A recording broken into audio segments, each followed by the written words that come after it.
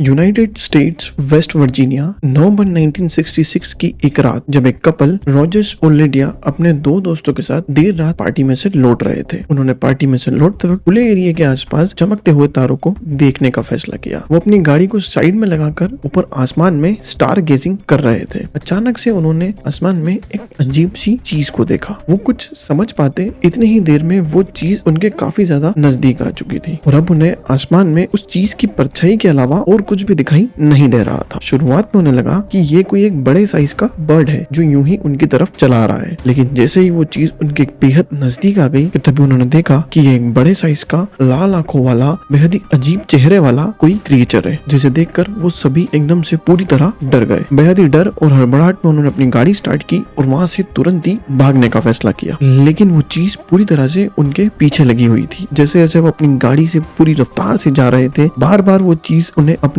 ऊपर उनका पीछा करते हुए दिखाई दे रही थी। लेकिन जब एक काफी ज्यादा पेड़ों से भरा हुआ इलाका आया, वो चीज अचानक उन पेड़ों की परछाई में गायब हो गई और वो समझ नहीं पाए कि आखिर उनके साथ हुआ क्या। रॉजर्स, लिडिया और उनके दोनों दोस्तों ने उस चीज को काफी नजदीक से देखा था। बावजूद इसके भी उन्हें अपनी आंखों पर बिल्कुल भी विश्वास नहीं हो रहा था, लेकिन फिर भी उन्होंने पुलिस स्टेशन जाकर कंप्लेंट दर्ज कराने का फैसला किया और उन्होंने उसी दिन पुलिस में कंप्लेंट दर्ज कराई और अगले ही दिन इस बात को वहाँ के लोकल न्यूज़पेपर्स में भी छापा गया और उस दिन पहली बार मॉथमैन नाम का कोई क्रिएचर सुर्खियों में आया। जिसके बाद से ही उस टाउन में कई अलग अलग जगहों पर इसी तरह के लाल आंखों वाले 7 से 8 फीट लंबे इंसानी शरीर वाला लेकिन अजीब मॉन्स्टर जैसा चेहरा और 2 पंखों से उड़ने वाले इस क्रीपी क्रिएचर को देखे जाने की काफी ज्यादा रिपोर्ट्स सामने आने लगी। शुरुआती समय में पुलिस और एक्सपर्ट्स को भी ये लगा कि ये बस लोगों का एक वहम है और शायद ये कोई बड़े साइज का उल्लू या कोई जाइंट बर्ड है जिसे लोग कंफ्यूज होकर कोई बेहद ही डरावना मॉन्स्टर समझ रहे हैं। लेकिन धीरे धीरे फिर वहां से लोग मिसिंग होना शुरू हुए। ऐसा बताया जाता है कि 1966 से 1968 के बीच करीब 46 लोग उस टाउन से गायब हुए, जिनमें से कुछ की बॉडीज तो मिली लेकिन ज्यादा करके लोगों के बारे में कोई पता नहीं चला और करीब 100 से भी ज्यादा लोगों ने उस मॉथमैन को देखने की और उससे इनकाउंटर होने की रिपोर्ट को भी दर्ज कराया, जिस चीज ने इस मॉन्स्टर के होने की बात में थोड़ी सी सच्चाई होने की आशंका को भी जगा दिया था। लेकिन आई विटनेस के अलावा पुलिस के पास कोई भी हार्ड एविडेंस नहीं था। इस मॉन्स्टर से रिलेटेड कुछ फोटोग्राफ्स और वीडियो क्लिप्स तो मिली थी, लेकिन वो बिल्कुल भी ऑथेंटिक नहीं थी, जिसकी वजह से इस मॉन्स्टर के होने ना होने के रहस्य पे से पर्दा उठना बड़ा मुश्किल सा हो रहा था। लेकिन उस दौरान ये इकलौती रहस्यमयी और अजीब बात नहीं थी जो उस टाउन में हो रही थी। इसके अलावा भी एक और ऐसी चीज थी जिसने वहाँ के लोगों को काफी ज्यादा परेशान और हैरानी में डाल रखा था। दरअसल उस समय जिन जिन लोगों ने भी मॉथमैन को देखने की रिपोर्ट दर्ज कराई थी, उन सभी के पास एक अजीब तरह का आदमी आता था। एक अजीब आदमी जिसका चेहरा जरूरत से ज्यादा व्हाइट और अजीब था। वो पूरी तरह से ब्लैक कपड़े, ब्लैक चश्मा और ब्लैक टोपी पहनकर